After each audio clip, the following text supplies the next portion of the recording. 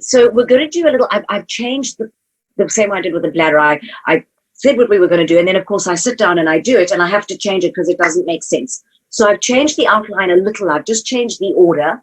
Please don't expect things to have these headings. I've tried to cover this background function, so we've all got an idea of where we are. And then we try to make it a bit edgy, look at what could go wrong. And then, of course, Craig, someone can't hear anything. G6, you need to turn, Craig. We're then going to jump into the latest guidelines, Rome 4. Rome 3, if you've just got used to Rome 3, well, you're very old. Since 2016, it's been Rome 4. We're then going to go and see what problems are likely to affect us when, because we're all freaking out about fecal incontinence, and it's incredibly rare, to be honest. So we'll see as we go. And in the end, we're going to do a little bit on management. We're not going to do a huge amount on management because you'll see why. Problem solving. You'll see why. You'll see why as we go. So our objectives, sorry, these have all been animated, and it's left an objective off the bottom. So we want to review the anatomy and physiology of the gastrointestinal tract and associated structures.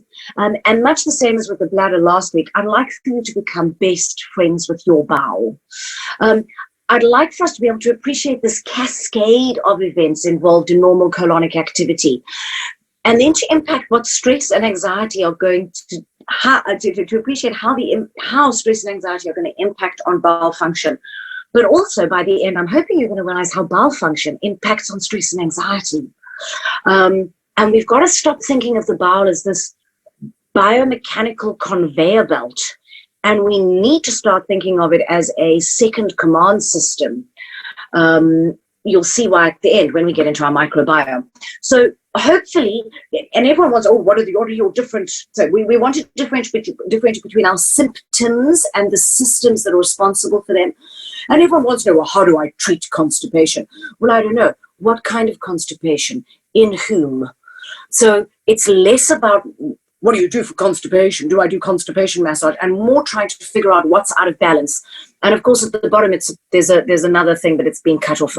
Apologies. Don't worry about it. You're not missing out on anything.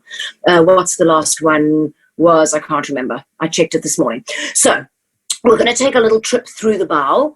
I'm not sure where you're all joining me from, but in South Africa, we have something we call millies, or sweet corn for the rest of you.